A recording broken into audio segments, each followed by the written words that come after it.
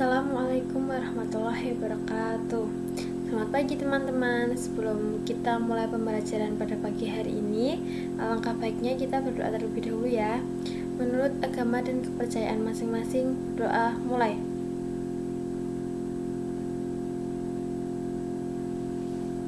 Doa selesai. Oke. Pada pagi hari ini kita akan melanjutkan materi minggu kemarin kan kita sudah membahas mengenai angsuran, yaitu pengertian dan perhitungan bunga pada penjualan angsuran. Nah, pada minggu ini kita akan mempelajari tentang perlakuan akuntansi penjualan angsuran lainnya. Yang poin A itu ada pengakuan laba kotor. Nah, dasar pengakuan laba kotor dalam penjualan angsuran itu ada dua, yaitu dasar penjualan dan dasar tunai. Untuk lebih jelasnya kita lihat uraian berikut ini ya. Yang pertama yaitu ada dasar penjualan. Dalam dasar penjualan ini, laba kotor diakui saat penjualan angsuran terjadi.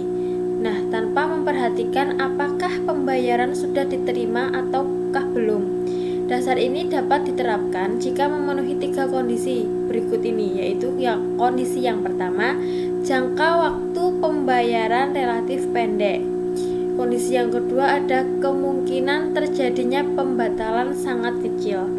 Dan yang ketiga, biaya-biaya yang berhubungan dengan penjualan angsuran bisa ditaksir dengan teliti. Ini ada contohnya. Pada tanggal 5 Maret 2018 terjadi transaksi penjualan angsuran di PT Gemilang senilai 70 juta dengan syarat pembayaran sebagai berikut. Uang muka 20 juta dibayar pada saat transaksi penjualan. Sisanya akan dibayar sebanyak 5 kali angsuran per tahunan setiap tanggal 5. Harga pokok penjualannya itu sebesar 50 juta.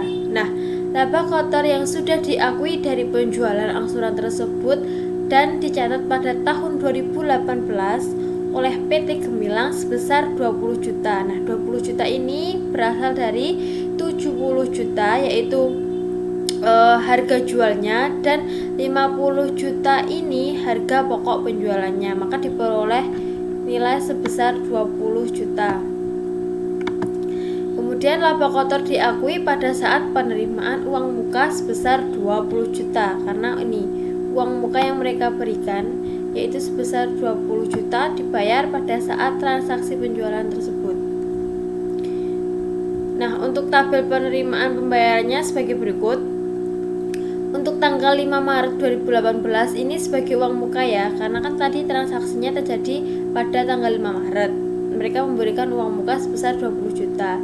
Nah, 20 juta ini merupakan laba yang diakui pada saat penjualan. Kemudian angsuran yang pertama sampai yang kelima sebesar setiap angsuran 10 juta ini diakui sebagai harga pokok penjualannya, gitu ya. Karena ini kan tadi ini laba kotor diakui pada saat penerimaan uang muka sebesar 20 juta. Jadi uang muka 20 juta itu diakui sebagai laba pada saat penjualan, gitu.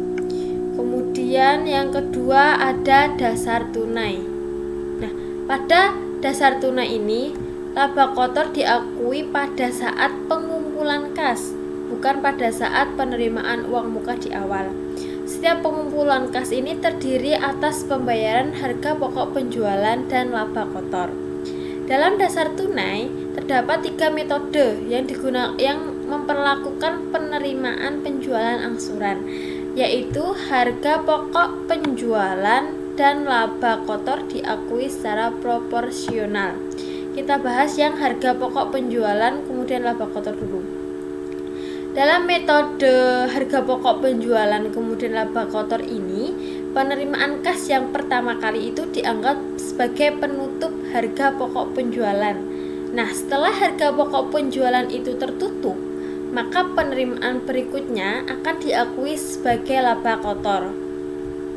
Kemudian yang poin B yaitu laba kotor kemudian harga pokok penjualan. penerimaan kas yang pertama kali itu dianggap sebagai perolehan laba kotor terlebih dahulu. Maka setelah laba kotor itu tercapai, penerimaan kas berikutnya itu akan diakui sebagai penutup harga pokok penjualan. Jadi kebalikan dari yang poin A tadi ya. Yang poin A tadi kan ini penerimaan kas yang pertama itu dianggap sebagai penutup harga pokok penjualan. Sedangkan yang poin B ini, penerimaan kas pertama itu dianggap sebagai laba kotor. Kemudian yang poin C, harga pokok penjualan dan laba diakui secara proporsional atau metode penjualan angsuran. Dalam metode ini, setiap penerimaan kas dari penjualan angsuran akan diakui sebagai pembayaran harga pokok penjualan dan laba kotor yang diakui secara proporsional sesuai dengan perbandingan harga pokok penjualan dan laba kotor itu sendiri. Contoh untuk ketiga metode tadi yaitu ini ada contoh. Pada tanggal 3 Januari 2018 pada PT Laris terjadi transaksi penjualan angsuran senilai 140 juta dengan syarat pembayaran sebagai berikut. Uang mukanya sebesar 40 juta dibayar pada saat transaksi penjualan itu. Kemudian sisa uangnya sebesar 100 juta itu akan dibayar sebanyak 5 kali angsuran setiap akhir tahunnya. Kemudian harga pokok penjualannya sebesar 100 juta.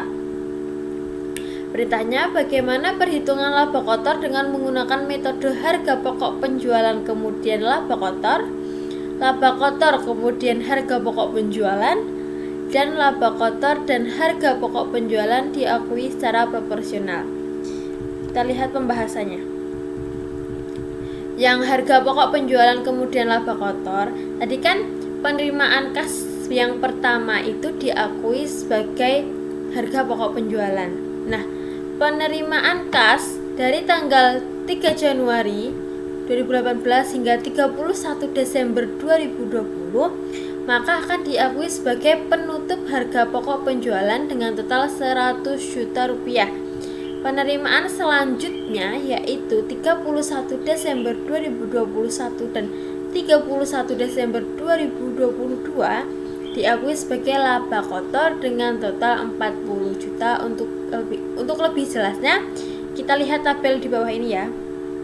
Nah, untuk tanggal 31 Januari sampai dengan tanggal 31 Desember 2018, uang muka sampai angsuran ketiga ini diakui sebagai harga pokok penjualan, di mana nilainya yaitu sebesar 100 juta ini. Jadi sampai sini itu kan nilainya 100 juta, 40, 20, 20, 20. Ini loh. Nah, tanggal 3 Januari hingga 31 Desember akan diakui sebagai penutup harga pokok penjualan dengan total 100 juta. Nah, sampai angsuran ketiga ini kan totalnya sudah 100 juta. Nah, kemudian angsuran yang keempat dan yang kelima itu totalnya 40 juta diakui sebagai laba pada saat penjualan. Gitu ya. Kemudian poin B itu ada laba kotor kemudian harga pokok penjualan. Penerimaan kas pada tanggal 31 Januari 2018 sebesar 40 juta. Ini 40 juta diakui sebagai laba kotor. Penerimaan kas dari tanggal 31 Desember 2018 sampai 31 Desember 2022 itu diakui sebagai harga pokok penjualan dengan total 100 juta. Untuk jelasnya kita lihat tabel. Nah, ini sebentar ya. Oke, kita lanjut ya. Sebentar. Nah, ini tadi kan penerimaan kas pada tanggal 31 Januari sebesar 40 juta ini diakui sebagai laba kotor. Nah, maka uang muka sebesar 40 juta ini kita akui sebagai laba kotor pada saat penjualan.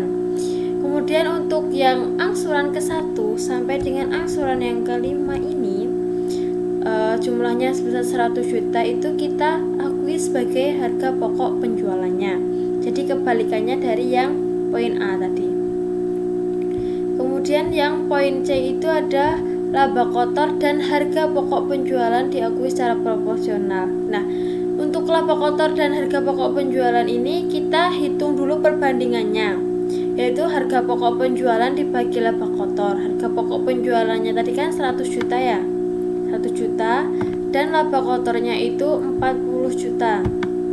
Jadi perbandingannya 5:2 dibagi 20 juta, ini bagi 20 juta, ini bagi 20 juta. Perbandingannya 5:2. Nah, setelah kita peroleh perbandingan, kita lihat tabelnya. Untuk tabelnya pada tanggal 31 Januari 2018 itu uang mukanya kan sebesar 40 juta. Nah, untuk harga pokok penjualannya, ini harga pokok penjualan ini kan perbandingannya 5. Nah, 5 ya. 5. Jadi 5/7. Ini 7-nya dapat dari mana, Kak? 7-nya dapat dari perbandingannya kan 5:2. Otomatis kalau kita jumlahkan kan itu 7 ya. 5 tambah 2 7. Jadi harga pokok penjualannya perbandingannya ini 5 dan per 7 penjumlahan dari perbandingan ini dikali pembayarannya. Nah, untuk menghitung laba kotornya sendiri, kita lihat perbandingan untuk laba kotornya berapa. Perbandingan untuk laba kotornya ini 2. Berarti 2/7. Ini penjumlahan dari perbandingannya dikali dengan pembayaran. Nah, berarti kita hitung 5/7 dikali 40 juta, dapat kita peroleh hasil berapa? Kita hitung dulu ya. 5/7 untuk membuktikan dikali 40 juta.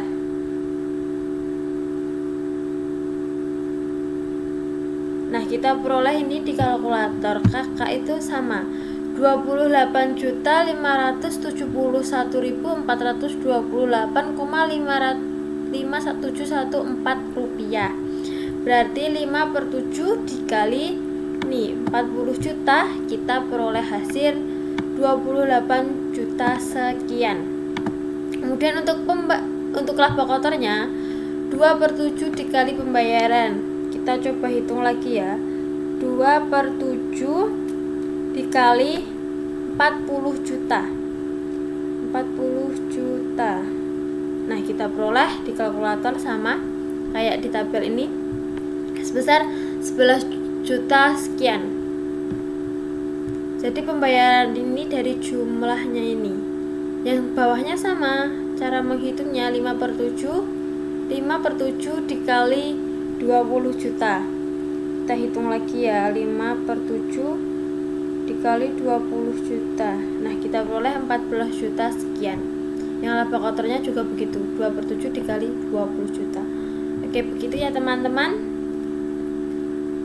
Untuk selanjutnya akan dilanjutkan Kak Erna.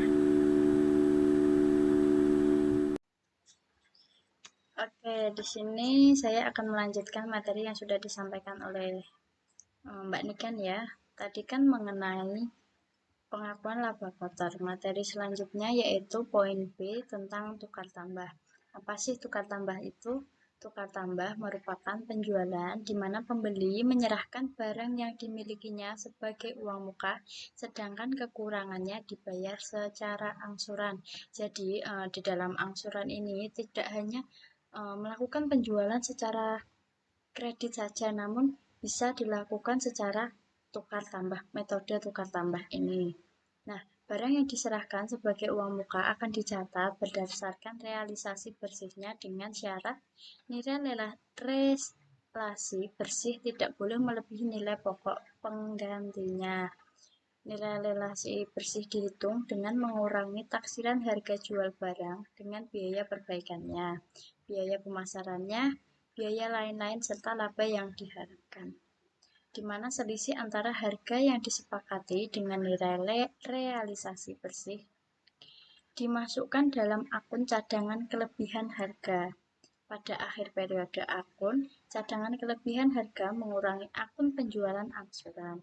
Jadi, harga penjualan angsuran sebenarnya adalah sebesar akun penjualan dikurangi dengan cadangan kelebihan harga. Jadi, kita mengambil dari penjualan angsuran itu berasal dari akun penjualan dikurangi dengan cadangan kelebihan harganya tersebut. Nah, di bawah ini adalah contoh transaksi angsuran dengan tukar tambah. Soalnya yaitu, Lina memiliki laptop lama yang akan ditukar dengan laptop baru di toko smart. Harga laptop lama Lina ini ditaksir 1.500.000, sedangkan laptop baru yang diinginkan adalah seharga 5 juta. Jadi Lina ini berniat untuk menjual laptop lamanya yaitu dihargai dengan 1.500.000 dan untuk akan diganti dengan laptop baru seharga 5 juta. Untuk memenuhi kekurangan pembayarannya yaitu Lina harus membayar 3.500.000 untuk menambah harga laptop yang akan diambil oleh Lina ini. Nah, di mana Lina akan mengangsur uang sebesar 3.500.000 ini selama 10 kali angsuran. Nah, seperti contohnya yaitu pada tanggal 1 Januari, toko Smart menjual laptop XYZ secara angsuran sebesar 5 juta kepada Lina. Ini bisa diubah ke ya. Cara pembayarannya adalah sebagai berikut. Yang pertama, sebagai uang muka diterima laptop merek ABC dengan nilai yang disepakati sebesar 1.500.000 di mana laptop lama Lina ini dihargai dengan harga 1.500.000. Sisanya diangsur sebanyak 10 kali setiap bulannya, masing-masing sebesar 350. 350 ini berasal dari 3.500.000 yaitu sisa uang yang akan dibayarkan oleh Lina dibagi 10 kali, yaitu ketemunya 350. Nah, laptop yang diterima perkiraan membutuhkan biaya perbaikan, di mana laptop yang dijual Lina ini udah perlu adanya perbaikan lagi ya. Ya, dengan biaya sebesar 300.000. Setelah diperbaiki dapat dijual dengan harga 1.500.000. Dalam penjualan laptop ABC di toko Smart memperhitungkan laba normal sebesar 10% dari harga jual. Nah, di sini penyelesaiannya yaitu harga pokok penjualan laptop sebesar 4 juta. Nah, itu perhitungannya seperti ini. Harga yang disepakati, kita lihat harga yang disepakati yaitu laptop lama itu sebesar 1.500.000. Nah, harga jual laptop ABC setelah ditambah dengan perbaikannya yaitu 1.800.000. Nah, biaya perbaikannya yaitu sebesar 300.000. Laba normalnya yaitu 10% dikali 1.800.000. Kenapa memakai 1.800.000? Karena kita mencari nilai labanya itu setelah adanya perbaikan. Jadi menggunakan nilai 1.800.000. 1.800.000 dikali 10%, ketemu hasilnya yaitu 180. Kemudian biaya perbaikan ditambah laba normal ini ketemu 480.000. Nah, kemudian harga jual laptop ABC itu dikurangi dengan total biaya perbaikan dan laba normalnya, yaitu ketemu taksiran nilai realisasi bersihnya, yaitu ketemu 1.320.000. Nah, kemudian ini dikurangi dengan harga yang disepakati di awal atau harga laptop ABC yang disepakati oleh toko Smart yaitu 1.500.000 dikurangi dengan 1.320.000, ketemu kelebihan harganya yaitu 180.000. Nah, selanjutnya setelah kita melakukan perhitungan seperti itu, kemudian kita melakukan penjurnalan. Jurnal yang dilakukan oleh toko Smart yang pertama yaitu mencatat transaksi penjualan, di mana jurnalnya yang pertama yaitu piutang penjualan angsuran. 3.500.000. Ini karena piutang Lina itu bertambah, maka di sebelah debit piutang Lina bertambah 3.511.000 debit. Kemudian persediaan barang dagang debit atau laptop ABC debit 1.320.000. 1.320.000 ini berasal dari taksiran nilai realisasi bersihnya, yaitu 1.320.000. Kemudian cadangan kelebihan harganya yaitu 180, itu sebelah debit. Dan kreditnya yaitu penjualan angsuran sebesar 5 juta.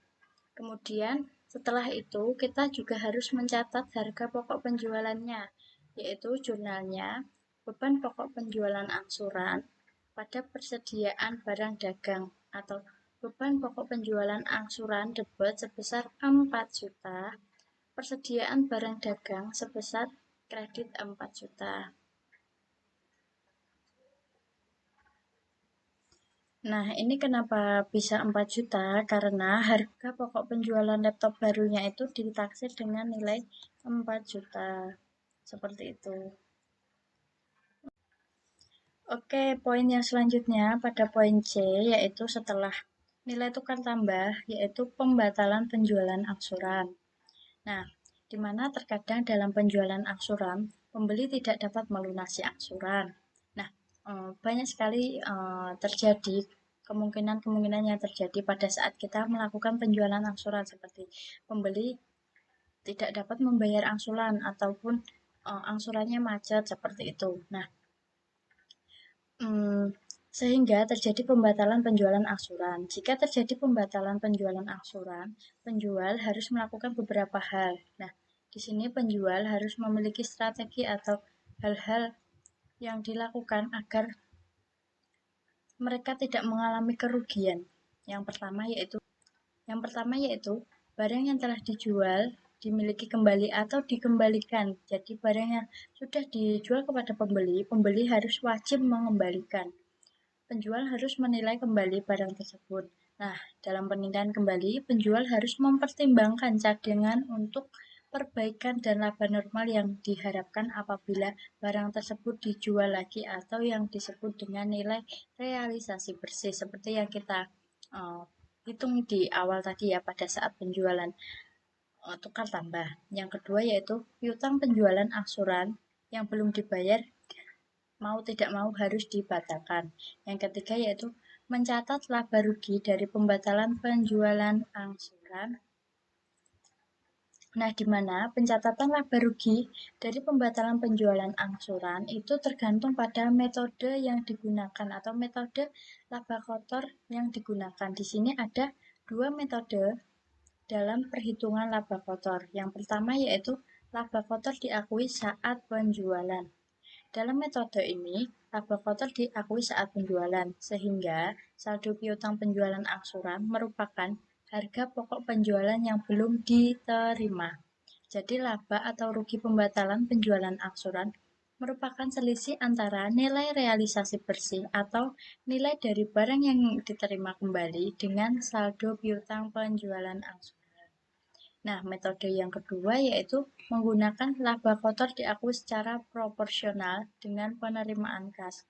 Dalam metode ini, laba diakui secara proporsional dengan penerimaan kas, sehingga saldo piutang penjualan angsuran terdiri dari laba kotor dan harga pokok penjualan.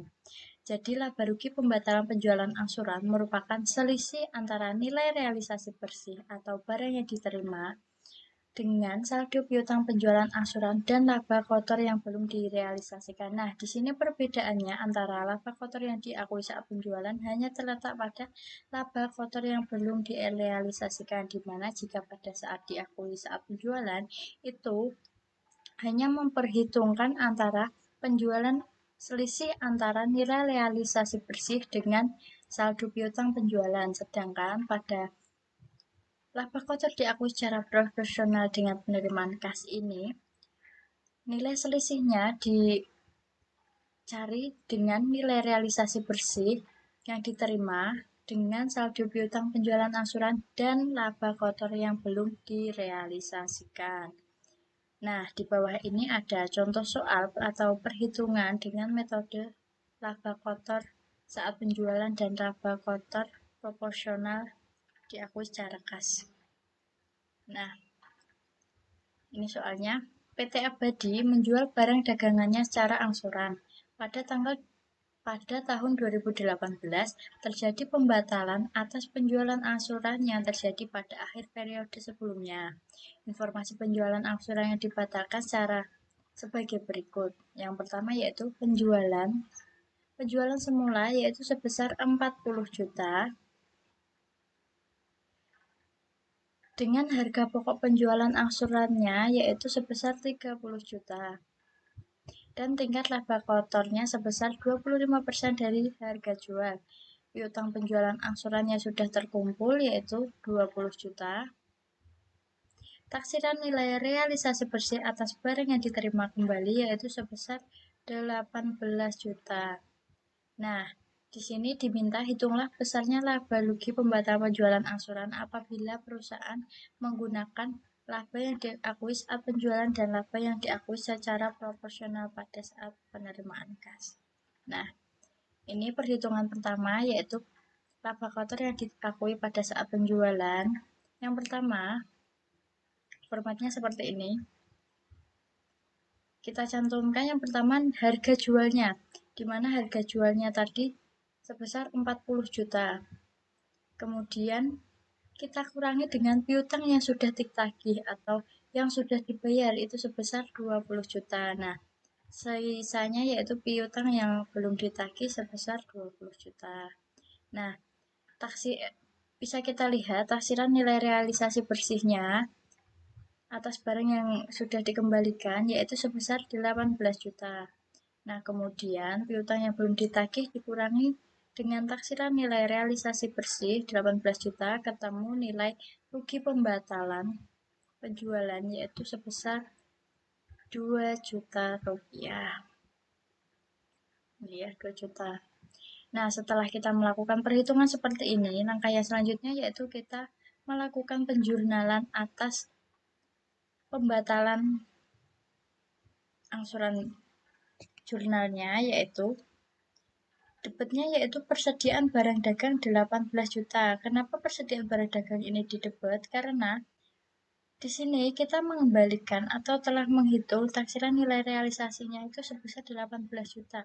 Otomatis kita harus mendapat persediaan barang dagang kita sebesar 18 juta. Dan rugi pembatalan penjualan angsuran kita yaitu sebesar 2 juta. Nah, jadi piutang penjualan atas angsuran kita yaitu sebesar 20 juta. Selanjutnya yaitu jika perhitungan atau soalnya menggunakan laba kotor yang diakui secara proporsional dengan penerimaan kas. Nah, perhitungannya seperti ini ya. Yang pertama sama yaitu kita menyantumkan harga jual kita sebesar 40 juta dan piutang yang sudah ditagih sama 20 juta dan sisa piutang yang belum ditagih adalah 20 juta. Nah, kemudian laba kotor yang belum direalisasi kan tadi terletak perbedaannya antara diakui secara proporsional dengan pada saat penjualan angsuran terletak pada laba kotor yang belum direalisasi. Jika pada proporsional dengan penerimaan kas ini kita menggunakan laba kotor yang belum direalisasi yaitu di mana persentasenya adalah 25% dari piutang yang belum ditagih.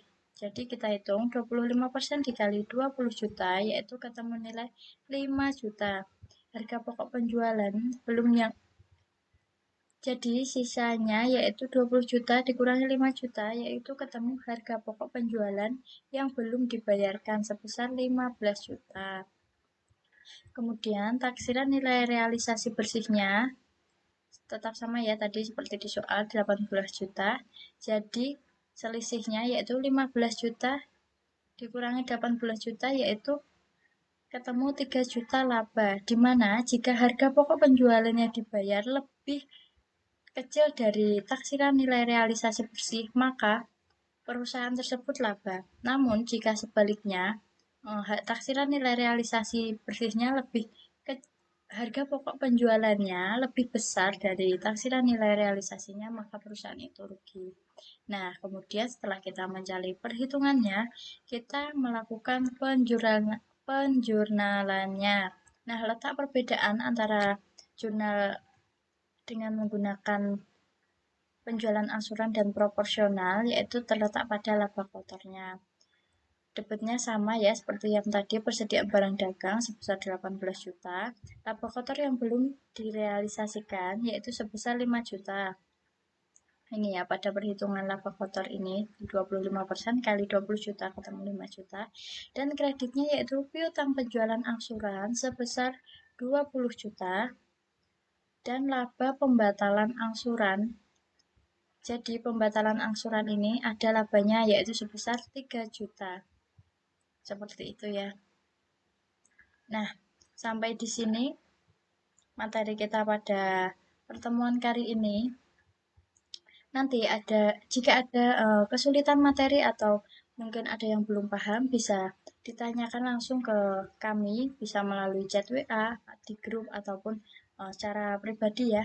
Dan kami mau mengingatkan kembali untuk absen pada pertemuan hari ini, jangan lupa silahkan komen di link YouTube ini nanti ya.